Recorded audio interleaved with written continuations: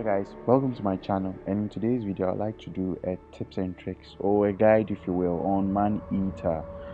So stick around, and if you found this video helpful, be sure to leave a like down below and subscribe to my channel.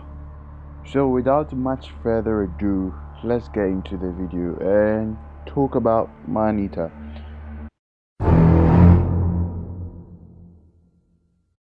Alright, so I'm sure you probably know that one of the main features or the standout features of Maneater is causing havoc.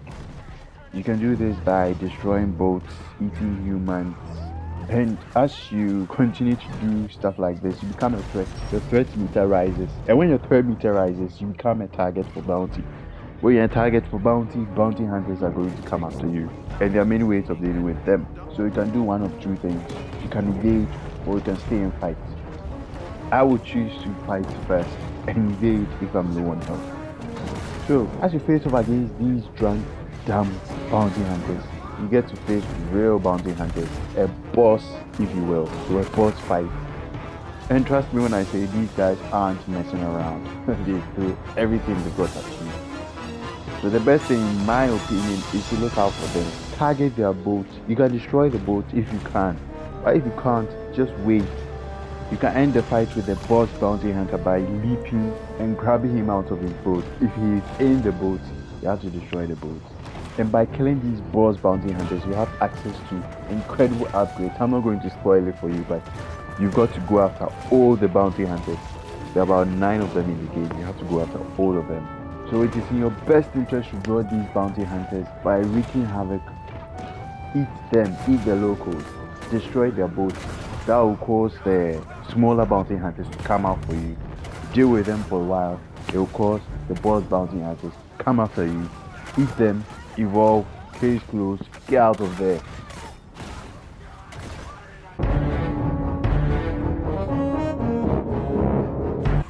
Killing hunters ain't as easy as it sounds, and trust me, they throw everything they've got at you.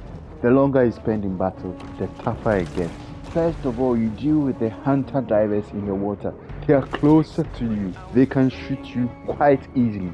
Deal with them first. Alright, so instead of going for the boats, I'll suggest you go for the hunters themselves. Leap out of the water, grab them, and be sure to dodge whilst doing this. I'll give out some details in the next video, advanced tips if you will.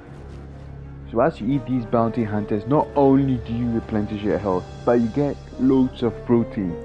So you've got to keep eating. But I have had situations where they overwhelm me so much that my health is just draining. It goes so low. They drop bombs in the water and all that. It messes everything up. So if you are low on health, I'll suggest you evade. Don't just die there like a fish. Come on, get out of there. I'll be sure to include some details on how I do this. The fastest way, the best way to evade. I'll include that in the next video. Sometimes when you try to evade, they catch up to you. So one of the easiest ways is to swim into a sewer of some kind, or a tunnel that blocks the line of sight, or hide behind something. It's not so easy, but just find something. Find something. Yeah.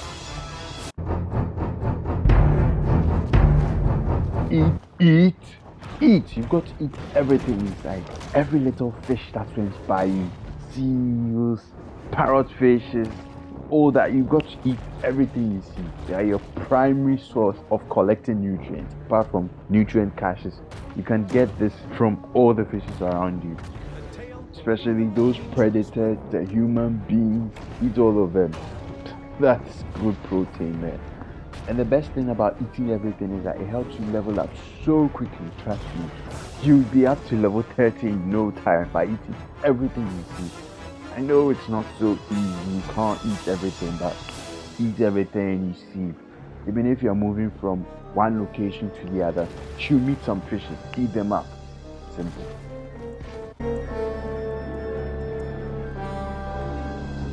Right, so next we're going to talk about dodging. So as you're going to cause a lot of havoc, which you are supposed to be doing, more hunters are going to come after you, and the only way to deal with them is to keep eating them and dodging them.